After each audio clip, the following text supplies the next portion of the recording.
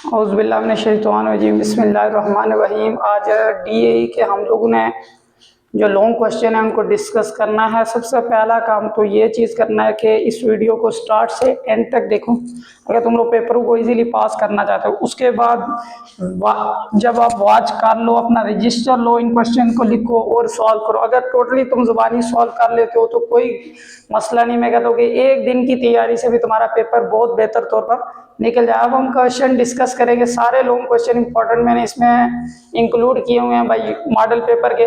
तो यहाँ पे solve by using quadratic formula लिखा हुआ है। तो सबसे पहला काम ax cube plus b x plus c is equal to 0 है। तो ए की वैल्यू चेक करोगे, ए इज इक्वल टू क्या है, एम। ये हमारे पास कंपैरिजन। बी किसके बराबर आ रहा है, 1 प्लस एम।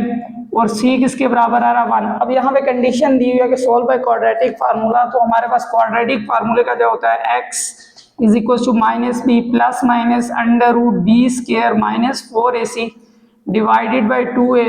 तो x is equal to minus b. अब b की जगह वैल्यू पुट करो 1 plus M plus minus b का स्क्वायर 1 प्लस एम का होल स्क्वायर माइनस 4।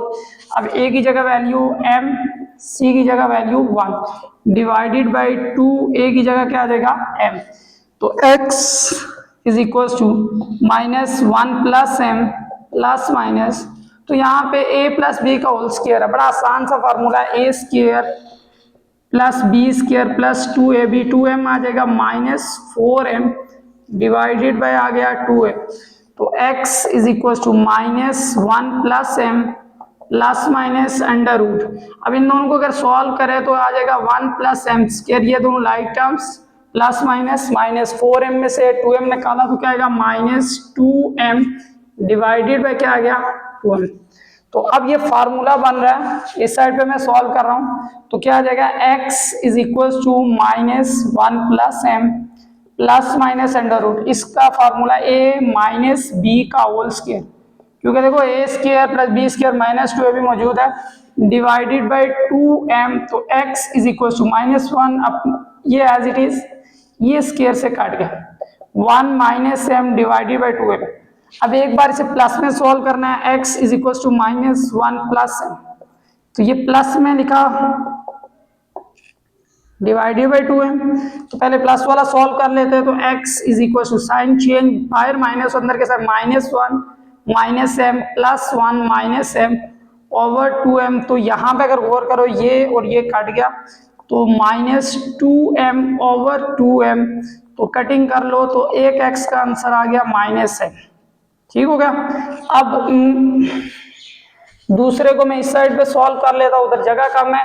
तो x is equal to minus 1 plus m, as it is plus के लिए already solve कर चुका। अब किसके लिए सॉल्व करेंगे, माइनस के लिए। 1 माइनस एम डिवाइडेड बाय क्या आ जाएगा 2m।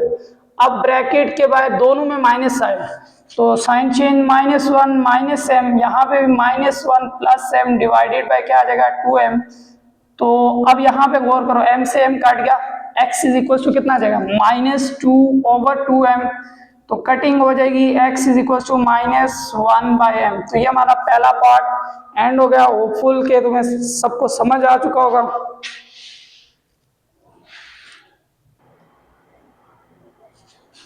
अब यहाँ पे दूसरा जो पार्ट है हमारे पास वेरी इंपॉर्टेंट डिफिकल्ट पार्ट है, टेक्निकल भी है। अगर अल्फा बीटा इस इक्वेशन की रूट हो तो इसकी वैल्यू फाइंड करो। पहले तो हम देख लेते हैं इसमें हमें यूज जरूरत के alpha cube plus beta cube. तो यहाँ पे फार्मूला है ए क्यूब प्लस बी क्यूब बराबर होता है ए प्लस बी। अगेन क्या आ जाएगा हमारे पास A square minus A B plus B square. तो ये वैल्यूज। अब अल्फा प्लस बीटा किसके बराबर होता है, हमने पढ़ा हुआ है sum of root minus B over A. ठीक है, यहाँ पे ये डायरेक्ट फार्मूला। अब इनकी जगह फार्मूला नहीं यूज हो सका, alpha square plus beta square अलग अलग, alpha beta product of root. तो ये हमारे पास सी ओवर ए के बराबर होता है। किसके बराबर होता है, सी ओवर ए। तो यहाँ पे आएगा माइनस बी ओवर ए अपनी जगह, इसकी जगह फार्मूला होता है, ये याद रखो, alpha square plus beta square. इसका फार्मूला क्या होता है, अल्फा प्लस बीटा का whole square minus 2 alpha beta. क्योंकि अगर हम इसे सॉल्व आउट करें तो दोबारा हमारे पास alpha square plus beta square. तो मैं ये फार्मूला यहाँ पे यूज करूंगा, अल्फा प्लस बीटा इसकी जगह में whole square minus 2 alpha beta और माइनस सी ओवर ए अपनी जगह। तो minus B over a as it is alpha plus beta क्या आ जाएगा, माइनस बी ओवर ए का होल स्क्वायर। अब ये भी और minus two alpha beta C over A, minus c over a अपनी जगह। अब आएगा माइनस बी ओवर ए, अब इसका स्क्वायर ले लो, B square over a square. अब ये 2 और 1 क्या हो जाएगा, 3c ओवर ए। अब इधर एलसीएम लेना है, तो एलसीएम हमेशा याद रखो बड़े वाला एलसीएम आता है, तो बड़े वाला ए स्क्वायर है, ये एलसीएम आएगा। अब ए स्क्वायर कुछ भी नहीं बचेगा, बी स्क्वायर मल्टीप्लाई करेंगे 1 से, एक ए से जब हम एलसीएम ए स्क्वायर को ए से डिवाइड करेंगे तो हमारे पास क्या बचेगा ए, तो ए वाले को ऊपर से मल्टीप्लाई तो क्या आएगा 3ac। तो यहाँ पे आएगा minus B over a b square minus 3ac over a square. अब इसकी मल्टीप्लिकेशन इस तरह क्रॉस में कटिंग ना रहे हो, ऊपर वाले से नीचे वाले से, तो यहाँ पे आ जाएगा, इसको मल्टीप्लाई करेंगे minus b cube minus minus plus 3abc over, अब ये a और a square basis same, multiply power क्या हो जाती है ऐड, 2 और 1 क्या हो जाएगा 3। This is our answer.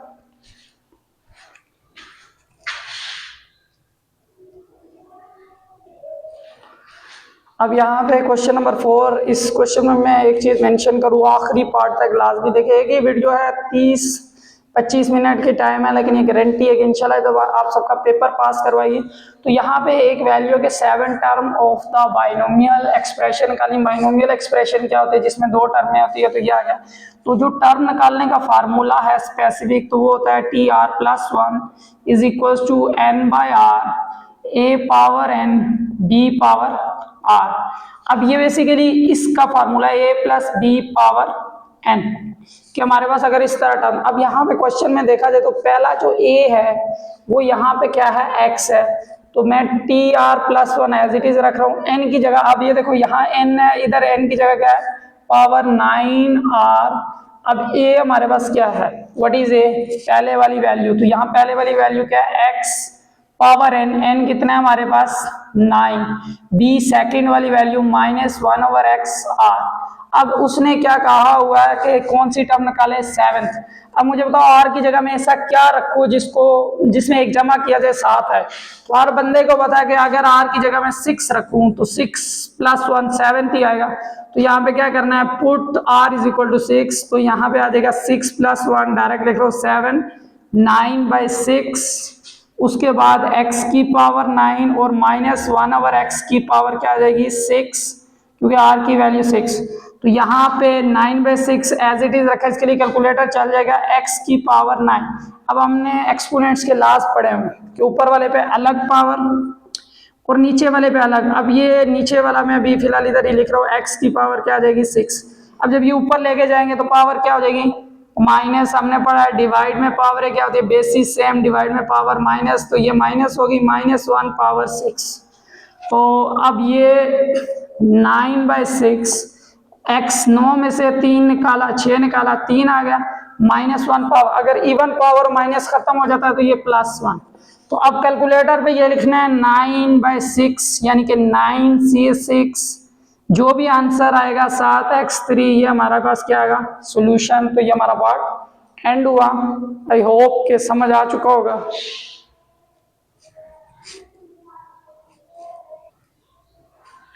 बिस्मिल्लाहिर्रहमानिर्रहीम। यहाँ देखिए क्वेश्चन 4 का बी पार्ट, हर क्वेश्चन में मॉडल पेपर में 2 पार्ट्स हैं और यही पार्ट्स होंगे, बस सिंपली यहाँ पे कुछ वैल्यूज चेंज होगी। तो यहाँ पे ट्रिग्नोमेट्री से रिलेटेड एक क्वेश्चन है कि इसको प्रूव करना है इसके बराबर। मेरा एक सिंपल सा चीज याद रखना है कि ट्रिग्नोमेट्री का अगर क्वेश्चन सॉल्व करना है तो सबसे पहले साइन कॉस के फॉर्मेट में कन्वर्ट करो।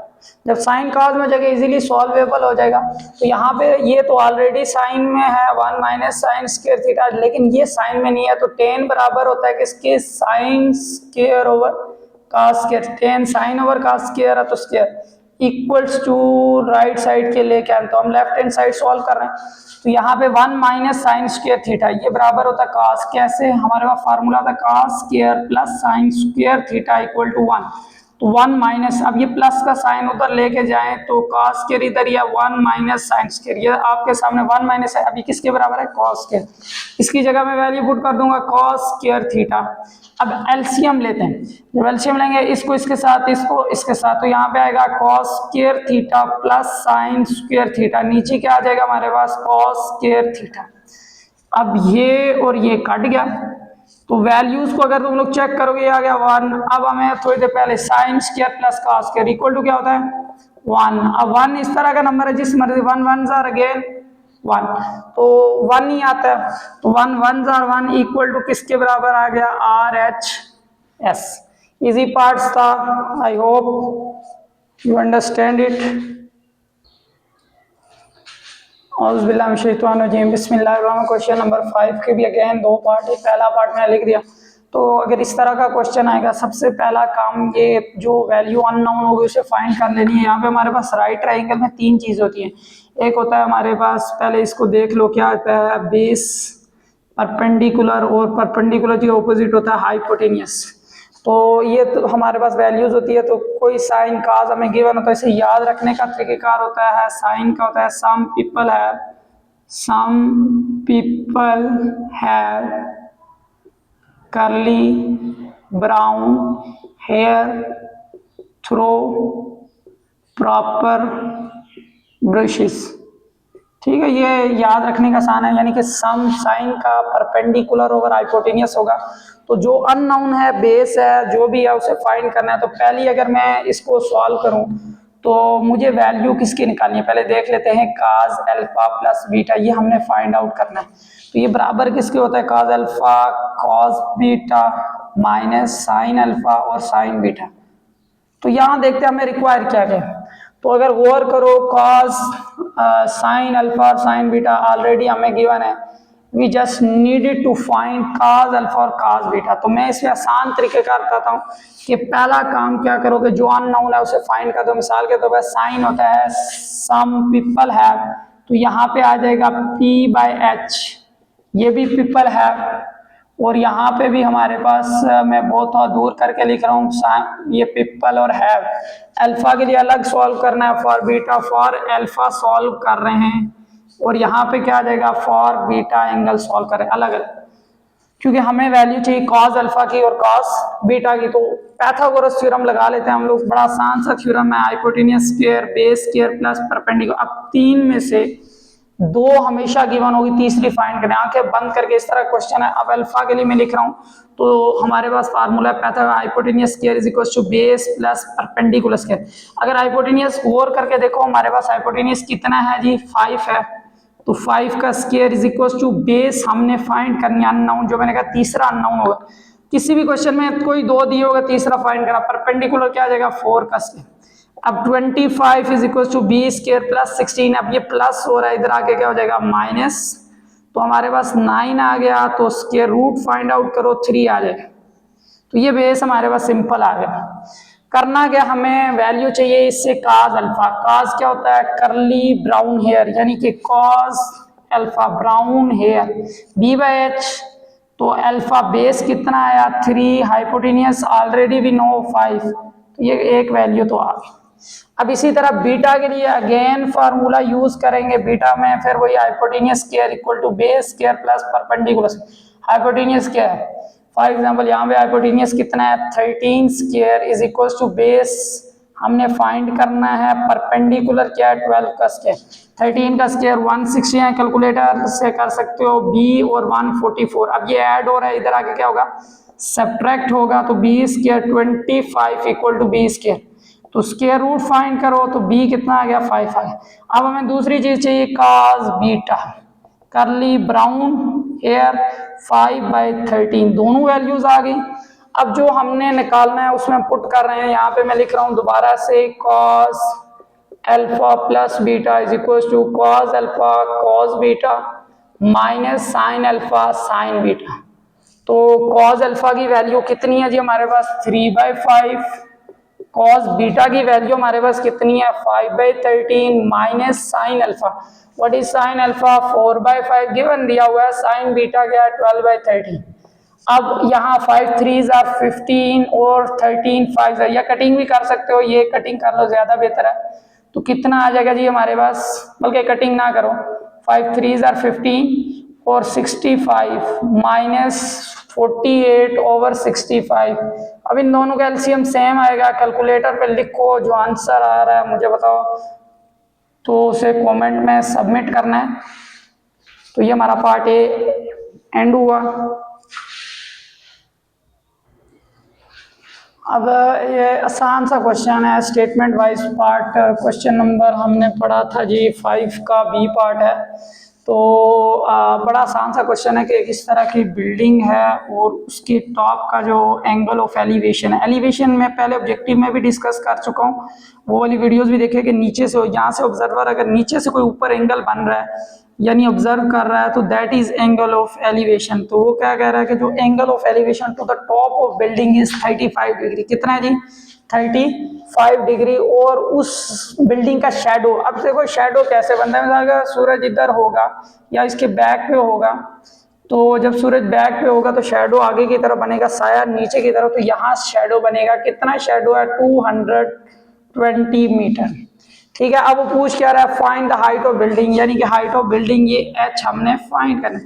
अभी थोड़ी देर पहले बताया था, ये हमारे पास बेस है और ये परपेंडिकुलर है। तो तीन तरीके कार हो सकते हैं, मैं लगा सकता हूँ साइन, सम पीपल है। अब यहाँ देखो, पीपल परपेंडिकुलर ओवर हाइपोटेनस, तो ये इसकी वैल्यू मेरे पास गिवन नहीं है, तो ये यूज नहीं कर सकते। ठीक है, पर ये हाइट की, एच की जगह मैं हाइट लिख रहा हूँ ताकि बच्चे कंफ्यूज ना हो जाए, एच तो ये यूज नहीं कर सकते क्योंकि इसमें हाइपोटेनियस नहीं है। तो उसके अलावा काज में भी again b by h, b तो है लेकिन एच नहीं है, हमें ये निकालना है। तो जो हमारे पास तीसरा बचेगा 10, तो दैट वी यूज इट, तो यहाँ पे आएगा 10 थ्रू प्रॉपर ब्रुशेस, यानी P बाई बी। तो P हमारे पास यहाँ पे हाइट है, P बाई बेस कितना है, 220 मीटर। अब बड़ा आसान हो गया हाइट निकालना, ये डिवाइड इधर आके मल्टीप्लाई, तो 10 अल्फा की जगह 35 और 220 इज इक्वल टू हाइट। तो जो इसका आंसर आएगा कैलकुलेटर पे यूज करके लाजमी तौर पर कमेंट में सबमिट करना है कि हाइट ऑफ बिल्डिंग क्या है। ये हमारा पार्ट एंड हो गया।